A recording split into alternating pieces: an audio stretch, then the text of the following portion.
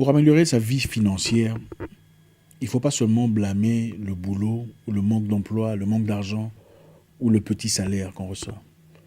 Il faut plutôt se focaliser sur soi-même. Il faut améliorer soi-même. Parce qu'il y a des gens qui vivent peut-être mieux que vous, avec moins d'argent que vous. Et ils n'ont pas nécessairement moins de dépenses que vous, croyez-moi. Je ne sais pas, parmi vous, il s'y trouvera certainement des personnes qui ont pu manager leur vie avec très peu d'argent, mais qui ont du mal à manager leur vie aujourd'hui avec un peu plus d'argent, si pas beaucoup plus. Ça m'est déjà arrivé à moi. Le principe de l'argent est très simple pour tout le monde. Dépensez moins que vous ne gagnez. Si vous dépensez plus que vous ne gagnez ou autant que vous gagnez, vous n'irez nulle part. Vous êtes en train de travailler comme esclave. Vous ne travaillez pas pour vivre, mais vous travaillez pour survivre. Si vous gagnez 100 dollars par mois et qu'à la fin du mois vous dépensez 90, vous êtes en train de perdre. Vous êtes esclave. Si vous gagnez 100 dollars et qu'à la fin du mois vous dépensez 60 ou 70, vous êtes en train d'aller quelque part parce que vous avez quelque chose quelque part. Vous avez cette marge de quelques dollars. Le principe est simple. À la fin de chaque mois, vous devez transférer un peu d'argent du mois précédent. C'est comme ça qu'on crée cette stabilité, cette aisance financière. C'est la seule façon. Ce n'est pas le montant que vous gagnez qui est le problème. Le problème, c'est votre façon de dépenser le montant que vous... Votre façon de user le montant que vous gagnez. C'est là où est le principe de votre situation financière. Je connais des gens dans mon pays natal qui ont commencé nulle part. Des gens qui au départ vendaient des cigarettes, des stylos, des bonbons, des petits outillages. Mais aujourd'hui ont des établissements, des grandes entreprises, des sociétés, des hôtels incroyables. Comment l'ont-ils accompli? Sont-ils extraterrestres ou extraordinaires? Non. Vous n'avez pas nécessairement besoin d'un financement pour faire un beau projet. Vous n'avez pas nécessairement besoin de la banque pour commencer quelque part. Si vous n'y arrivez pas aujourd'hui, avec le peu que vous avez, vous aurez du mal avec beaucoup d'argent. Si vous ne pouvez pas gérer votre famille avec le peu d'argent que vous avez, vous aurez du mal à gérer votre vie avec beaucoup d'argent. Aujourd'hui, on pourra voir ensemble quelques éléments qui pourront nous aider à renverser la vapeur. Beaucoup de personnes pleurnichent sur leur situation, mais reprennent les mêmes erreurs, les mêmes parcours, les mêmes schémas qui les ont menés à l'échec. Je connais aussi des gens qui, par magie de la vie, se sont fait beaucoup d'argent. 800 000 dollars d'un coup, honnête ou pas, bref, boum. Mais quelques temps après, en moins de 6 mois, fini. Paye-moi le carburant s'il te plaît. 800 000 dollars. Et qu'est-ce qu'ils ont pour montrer? Absolument rien. Il a acheté une voiture ici, une autre là-bas. Quelques temps après, la voiture est... Rien. Est-ce la faute de l'argent? Absolument pas. C'est la faute, c'est manifestement la faute de la personne. Si vous n'apprenez pas à manager votre vie, si vous n'apprenez pas à contrôler votre vie avec très peu d'argent, vous en serez incapable avec vous. C'est aussi simple que ça. Nous allons voir quelques principes très élémentaires qui pourront nous aider à pouvoir changer les choses. Écoutez, ce n'est pas aussi compliqué. Si vous m'écoutez dans ce principe que je veux vous étaler, dans 6 mois, vous m'en parlerez. Si vous l'appliquez minutieusement, méticuleusement, vous le respectez, vous faites preuve de discipline, dans 6 mois, vous me direz. L'argent n'est pas une question de spiritualité. Même si Dieu donne de l'argent, il faut une science pour garder l'argent. Voilà pourquoi les gens vont à l'école pour ça. Il faut une science pour comprendre l'argent. Sinon, l'argent s'en va. D'abord, pour commencer, il faut faire un budget. Faites un budget pour tout. À la fin du mois, vous recevez votre salaire, prenez un bout de papier et écrivez. Faites un budget. Un budget pour vos dépenses. Un budget pour votre nourriture. Un budget pour le loyer. Un budget pour vos dépenses de chaque jour. Un budget pour les imprévus. Vous faites un budget. Vous répertoriez tout ce que vous dépensez. Faites-le méticuleusement, même pendant un mois.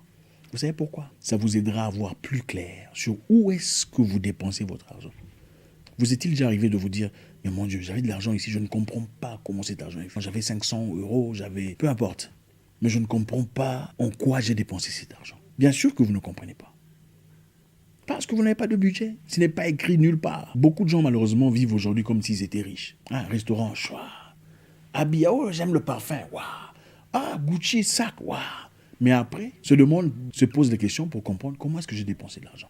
Faites un budget ce mois-ci. Écrivez sur papier. Nous sommes presque à la fin du mois, n'est-ce pas? Les gens seront payés d'ici là. Faites un budget. Écrivez sur papier tout ce que vous avez dépensé, tous vos dépenses. Répertoriez tout ce qu'il y a. Le mois prochain, évaluez. J'ai dépensé autant sur ça. Ça vous aidera à voir plus clair sur votre situation financière. Pour bien gérer votre argent de manière très élémentaire, je vais vous encourager dans un principe très simple. 50, 30, 20.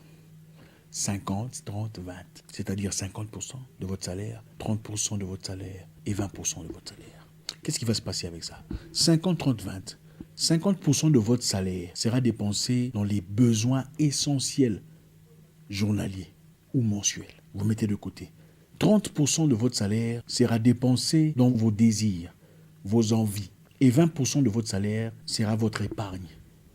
Ça, c'est l'argent que vous ne toucherez pas. 50% de votre salaire, les besoins essentiels de votre vie, c'est-à-dire 50% de votre salaire, c'est-à-dire le loyer, il faut payer la maison, les factures, il faut payer le courant, l'eau, les frais scolaires, les soins médicaux. Donc les choses les plus importantes de votre vie. L'être humain a plusieurs besoins. Il y a des besoins essentiels et des besoins non essentiels. Les besoins essentiels sont ces besoins qui sont importants, sine qua non, les besoins inévitables de votre vie.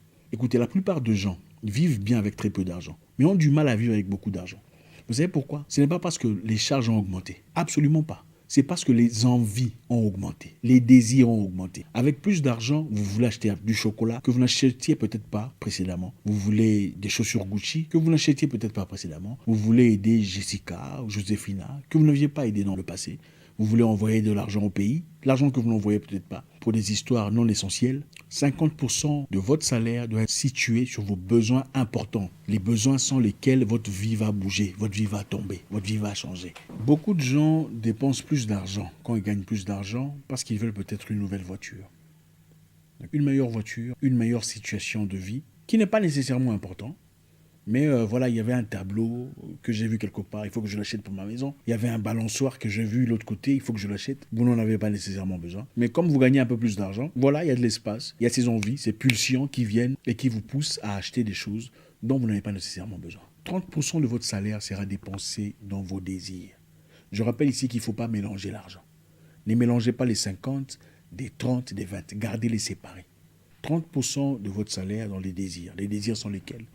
Les sorties avec les copines ou les copains, manger au restaurant, aller au cinéma, prendre un verre, s'acheter une chemise, une chemisette, s'acheter des petites histoires. Ce sont des désirs. Acheter des emportés, de la nourriture, ce sont des désirs. Faire un petit voyage, les maquillages ne sont pas nécessairement des besoins essentiels. Avec un budget, vous serez à mesure de voir combien est-ce que vous dépensez en maquillage. Peut-être si vous en dépensez 2-3 fois par mois, peut-être qu'avec le budget visuel, vous pourrez désormais réduire vos dépenses en maquillage en une fois par mois. Et cela fera une grande différence accumulative en 2 mois, 3 mois, 4 mois, 6 mois. Et 20% de votre salaire sera votre épargne mensuelle. 20% chaque mois.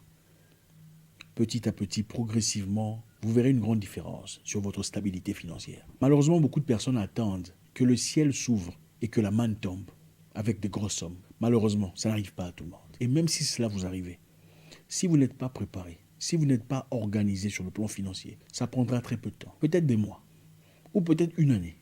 Vous n'en aurez plus. Vous ne dépenserez pas votre argent d'épargne, même pendant les urgences. Parce qu'à travers vos besoins essentiels, vous placerez de l'argent, c'est-à-dire vous mettrez de l'argent de côté. Vous assignerez un montant pour l'urgence. 50, 30, 20. Maintenant, quelles sont les solutions que je pourrais proposer? Réduire les dépenses, encore une fois. Le principe est simple. Dépensez moins que vous ne gagnez. Pas dépenser autant que vous gagnez pour montrer aux gens que vous avez réussi dans la vie. La vie n'est pas une course. La vie n'est pas une question de comparaison. 2. Ne vous comparez à personne parce que vous ne savez pas comment ils gagnent leur argent. Réduisez s'il faut les dépenses extérieures. Cuisinez à la maison si c'est nécessaire. Vous n'êtes pas obligé d'aller toujours manger au resto, même si vous avez les moyens. Ce n'est pas une obligation. Moi, je me souviens, il y a très longtemps, j'ai mangé les haricots lundi, haricots mardi, haricots mercredi, haricots... Pendant 30 jours, j'étais en difficulté. Mais il fallait trouver un moyen. Je me souviens, je travaillais comme vigile, comme sorteur. Et ce n'est que le week-end que je pouvais manger de la viande parce que j'avais fait de l'argent. Il faut savoir s'ajuster dans la vie. Quand on a un projet de vie, il faut savoir avoir une direction, avoir un plan. Pas seulement dire, je vais faire ça, Dieu va m'aider. D'accord, mais attends, il faut avoir un plan. Tu ne viendras pas vouloir épouser ma fille disant, bon, Dieu va m'aider, on va avoir une maison. Non, je dirais non. Monsieur, qu'est-ce que vous avez comme plan de vie? Ça, c'est essentiel. Dépensez moins en bière, si vous buvez de la bière. Je ne suis pas votre pasteur, alors je ne me permettrai pas de vous dire arrêtez de boire. Tout excès nuit. Mais si vous dépensez de l'argent dans 10 bières, dépensez dans 2, si pas 1. Si vous ne pouvez pas arrêter. L'argent, les finances s'accumulent. Être stable financièrement ne veut pas nécessairement dire avoir $1 milliard. Ça veut aussi dire, bon, en cas de difficulté, de problème, on peut sortir de l'argent et payer. Si quelqu'un de la famille meurt, quelqu'un d'important, un parent ou un oncle, on n'est pas obligé d'aller demander de l'argent qui est demandé quelque part ailleurs pour faire des cotisations, pour faire des choses aussi intimes. C'est ça, avoir cette liberté, cette stabilité financière. Mais la seule façon d'y aboutir, si ce n'est pas à travers des jeux de hasard ou le loto, c'est accumuler progressivement de l'argent en épargnant, en réduisant les dépenses. Non, vous n'avez pas besoin d'un sac Gucci si vous êtes encore en difficulté financière ou vous vivez dans une maison où il y a à peine de l'eau chaude. Vous n'en avez pas besoin. La troisième chose, peut-être qu'il vous faut vous retirer de ces plateformes qui déclenchent certaines pulsions, telles que Instagram. Je connais une personne qui me disait, à chaque fois que je vais sur Instagram et que je vois mes amis prendre du champagne, je vais aussi acheter du champagne pour mettre une photo. À chaque fois que je vois quelqu'un que je connais faire un voyage quelque part, moi aussi j'achète un billet, je ne peux pas rester en arrière, je dois acheter et faire quelque chose. Mais quelles en sont les finalités ? Incapable de progresser dans la vie. Parce qu'en réalité, il faut garder un standard, il faut que le monde dise que je suis aussi apte à faire ce qu'il faut. Évitez de vous exposer dans des activités qui vous poussent à dépenser ou des gens qui vous poussent à dépenser. Oui, il y a des gens qui viennent, ah mon cher, tu sais, il y a des habits, hein, on part voir. Eh mon cher, tu sais, il y a des chaussures, hein, on part voir. Eh mon cher, tel ou tel a emmené des chaînettes. Il y a des gens pareils qui vous poussent toujours dans une direction qui n'a pas été prévue.